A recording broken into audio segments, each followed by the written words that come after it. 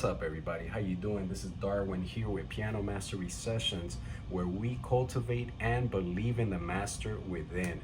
This is my video coaching lesson, and the topic of this video is going to be soloing fast. The tune we'll be working on is John Coltrane's composition called 26-2. But before we get into it, I have a quote that I'd like to share with you. I wrote this morning.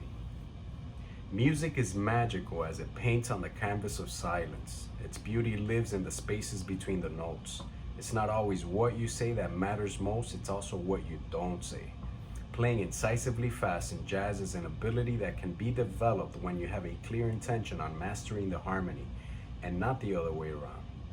Playing fast for the sake of playing fast hinders your true expression of the moment. Our goal as improvisers is to learn the language that excites us, practice expanding it, and eventually letting go what you've initially learned. Well, today's lesson is going to be on 26-2 by John Coltrane, which uses the Coltrane changes. And this tune is actually a contrafact to Charlie Parker's Confirmation, with a couple alterations in the chords. But what is a Coltrane changes, or also known as Coltrane matrix? It is a root movement that goes ascending or descending by a major third. So if you're in the key of F major, you're gonna end up in the key of D flat major 7. If you're in the key of D flat major 7 and you're going down by a major third, you're gonna end up on the key of A major. So if you're back in F major and you're moving up a major third, you're gonna end up on the A, okay? And here, for example, you have giant steps. Is descending major thirds. Okay, you got the B tonal center. It only has 3 tonal centers as well. So if you practice your 2 5s in B major, 2 5s going to G major, 2 5s going to E flat major, that pretty much covers your giant steps because it only has 3 tonal centers. But here, giant steps, you got B major 7, the dominant of the G major, which is a third below B, the dominant of the E flat, you see? And then it goes back to G major, and so on. But this is not an analyzation of giant steps, but I wanted to give you that reference point because it's the same composer. All right. Cool, let's get into the soloing. All right, guys, so let's start here. We have the first 4 bars that we're gonna isolate. And the concept that I'm gonna use is chord tone soloing. I'm gonna go from the 3rd of one chord to the 3rd of the next, and I'm gonna use their respective scales. F major, A flat 7, D flat major 7, E 7, A major 7, C 7, C minor 7, F7 resolves to the B flat 7, B flat major 7, all right? And as a rule of thumb, for every major chord, I typically think the relative minor. So if it's F major 7, I'm actually soloing in D minor. If it's A flat 7, I'm typically thinking E flat minor, or I go half step up from the A flat and I play the diminished scale.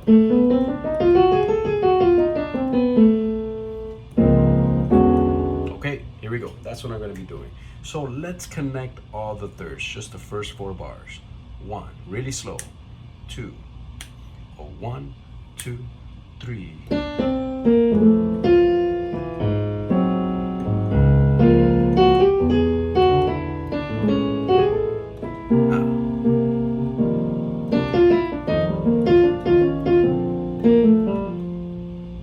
Here we go, one more time. 1, 2, 3.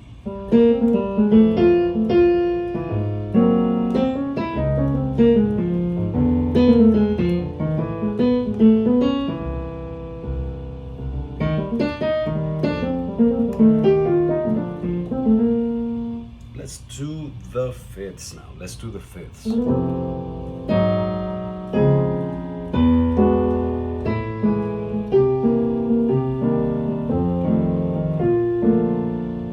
So that's gonna be the guiding tone. Here we go. 1, 2, 5ths, 2, 3, 4.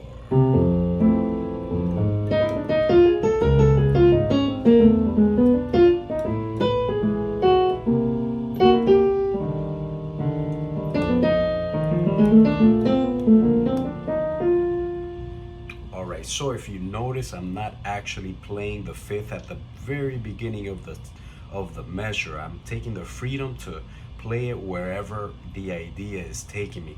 But the fifth is truly guiding the shape of the line. So here we go. Let's try the seventh of each chord. So here's the major seventh, the dominant seventh, the major seventh, the dominant seventh, the major seventh, the dominant seventh, minor seventh, dominant seventh, major seventh. Here we go. All the sevens. 1, 2, 1, 2, 3.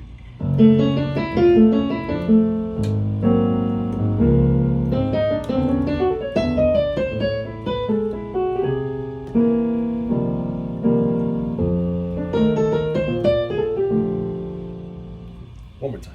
1, 2, 3, 4.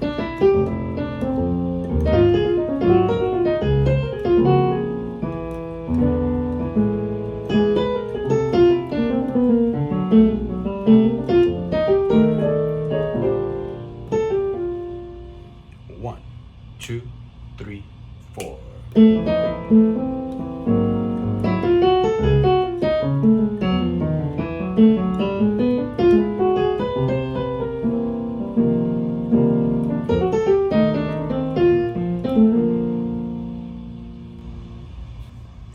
All right, so how do we get to play this tune faster? Because the actual tempo is.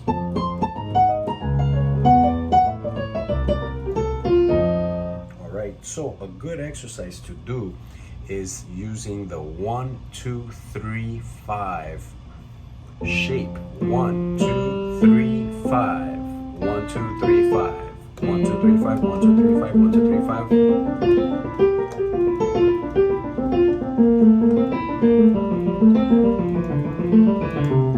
You could use it ascending or descending, but it's gonna help us actually connect from one chord to the other.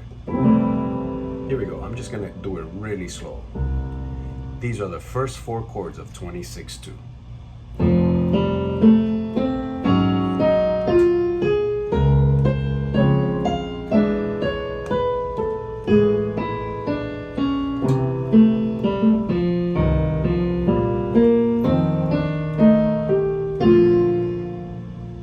So what I did was I played 1, 2, 3, 5 starting on any given degree of the scale of the chord that I'm playing in. So F major, you can play 1, 2, 3, 5 starting on G. And then you got the 5th of A flat, if you know your A flat major, A flat dominant scale, or blue scale, A flat. You can play the blue scale there. So this would be the 1, 2, the D flat major 7, and then 5, 3, 2, 1. So it's the 1, 2, 3, 5 inverted. 5, 3, 2, 1, 5, 3, 2, 1, because it's the E7. So I'm playing the A major scale. Or, you know, E dominant, it's fine. It's the same scale. And then you got the C7. That's 1, 2, 3, 5 in C7. 1, 2, 3, 5 in C minor. And then let's do a diminish here. You see? So on the F7, you could do the F sharp diminish and do the 1, 2, 3, 5 in the diminished system.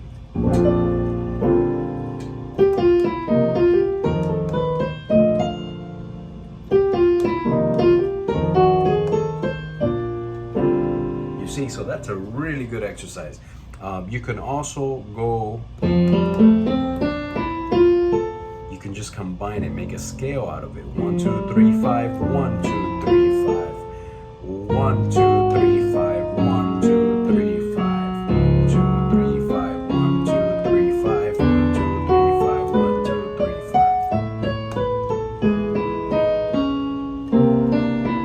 5. was supposed to be a C minor there. But this is a really good exercise that I personally like to use as well. And once you have the language down, you have the patterns 1, 2, 3, 5, or just a motif that you like to use to connect the lines, then you could speed the tempo up a little bit so you can get to that original tempo. So we're gonna do that right now. I'm gonna play only what I hear, okay? Because just because there's a chord there doesn't mean that I have to play, you know? So I like that exercise, and I'm just playing chords, and then I'll play the melodies that I actually hear. And then while I'm doing that, I'm staying cool, you know, not feeling pressured to create in the moment, and I end up creating all over the chords. So here we go. 1, 2, 1, 2, 3.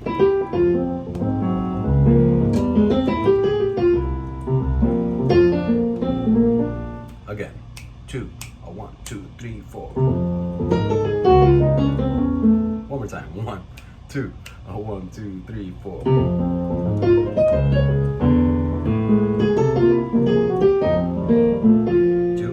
1, 2, 3.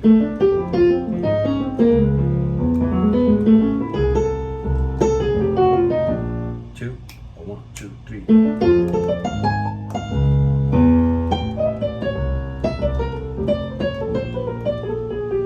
2, 1, 2, 3.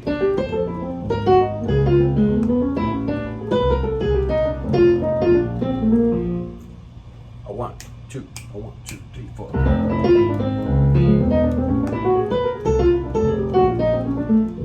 Okay, so that's the process. You take it really slow, focus on the chord tones from one chord tone to the next, and then speed it up over time. Speed it up over time. We're gonna go through the next chords, which are B flat major. We're gonna think G minor, D flat 7. You could think go half step up and do the D diminished scale.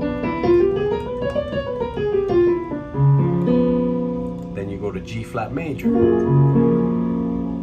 Then A7.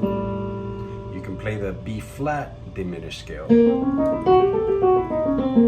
or the B flat melodic minor scale as well. Then you got D minor. Think F major, because F major is the relative major of D minor. You got G7. You can do in G7 you can do F minor melodic minor. You can do the G sharp diminish.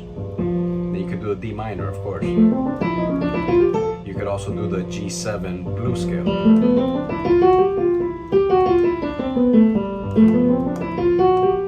Then you got G minor, so you think B flat major because it's a relative major. Then you got a C7 chord.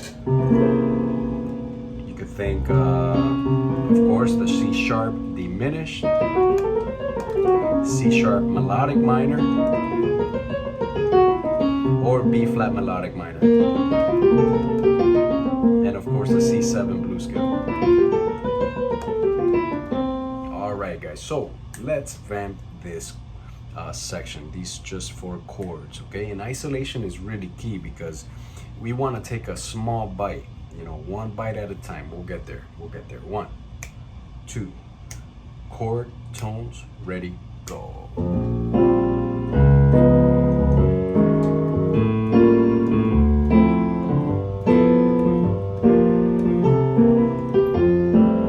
Okay, that's just the chords, just so we can get our feel for the chord system. 1, 2, 1, 2, 3.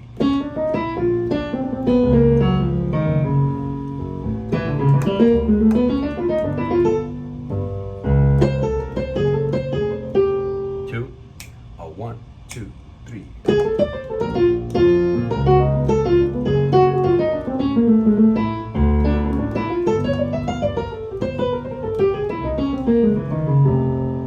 2, 1, 2, 3.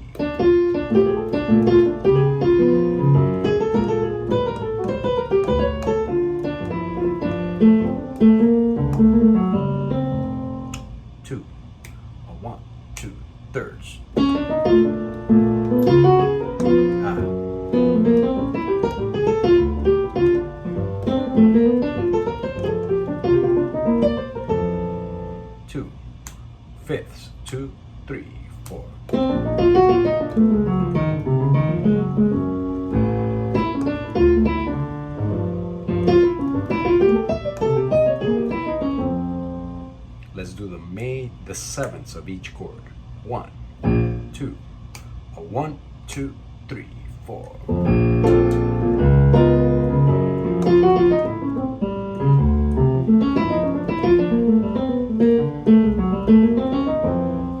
Sevenths, a 1, 2, 3.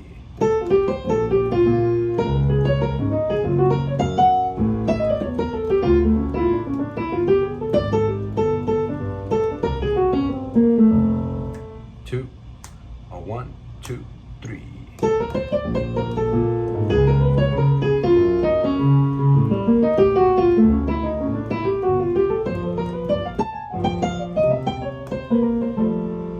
Two, a 1, 2, 3.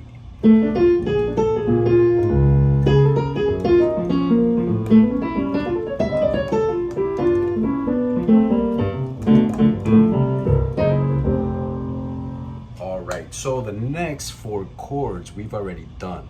So let's do the 4 chords before the B section, which are B flat major 7, A flat 7, D flat major 7, E7, A major 7, C7, and F major 7. So there are a lot of tonal centers here that are changing. You got B flat major, you got D flat major, A major, and the F major. Okay, here we go. A 1, 2, a 1, 2, 3.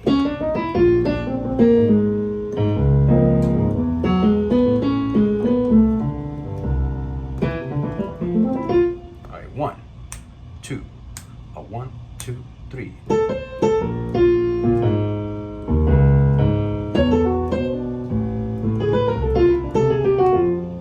Yeah, so it's not always gonna sound good. It's not always gonna sound good. But if you're, if that means that's a good thing. If you sound bad, that means you're going for things and you're trying to work it out.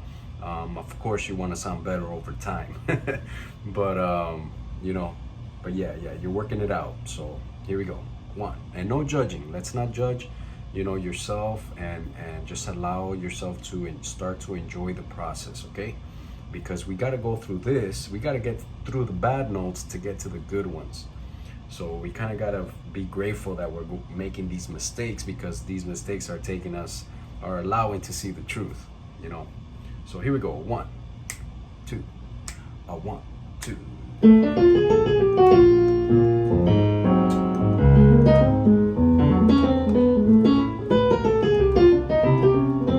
2, a 1, 2.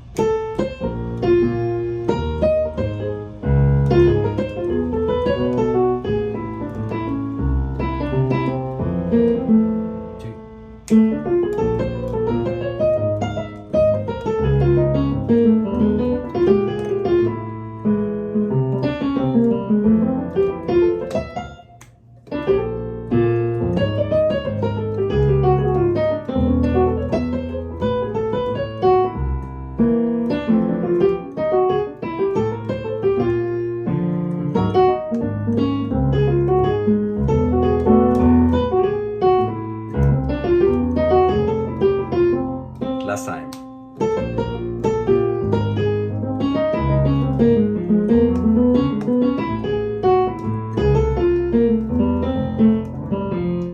Now let's speed it up a little bit. 1, 2, a 1, 2, 3. 1, 2, a 1, 2, 3.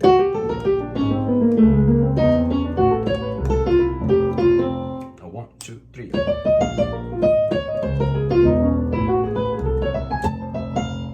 All right, cool. Let's hit the bridge.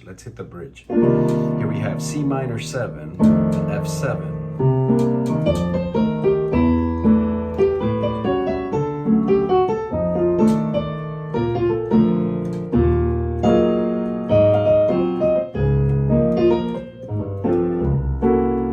All right, here we go. Let's do 4 bars at a time. 1, 2, thirds, 2, 3.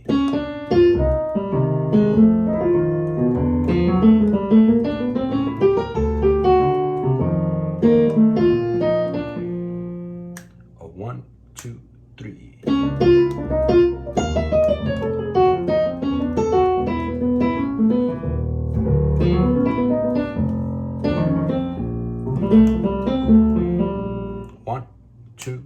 3.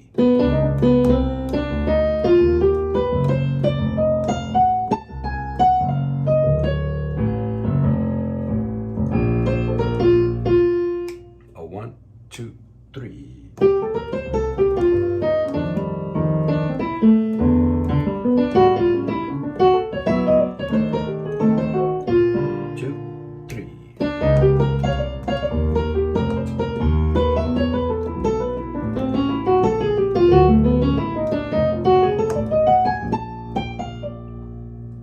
All right, so let's move on to here we have E flat minor to A flat 7.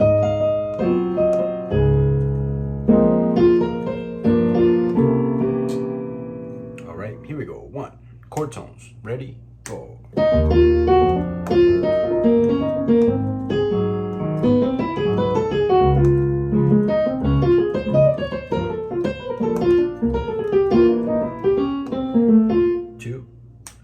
1, 2, 3, 4.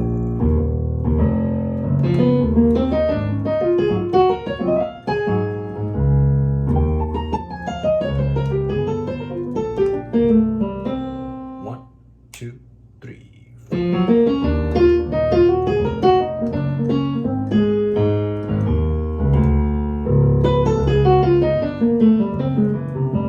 2, 3.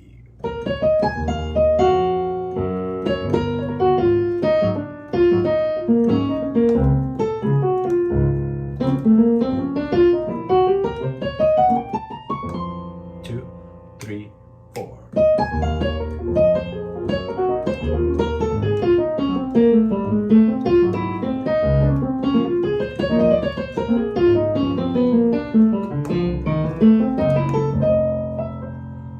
All right, so I'm also using triplets here. I'm using triplets. I'm using the 1, 2, 3, 5. I'm connecting the chord tones, the 1s, the flat 3, the 5, the 7 of each chord, respectively, in their own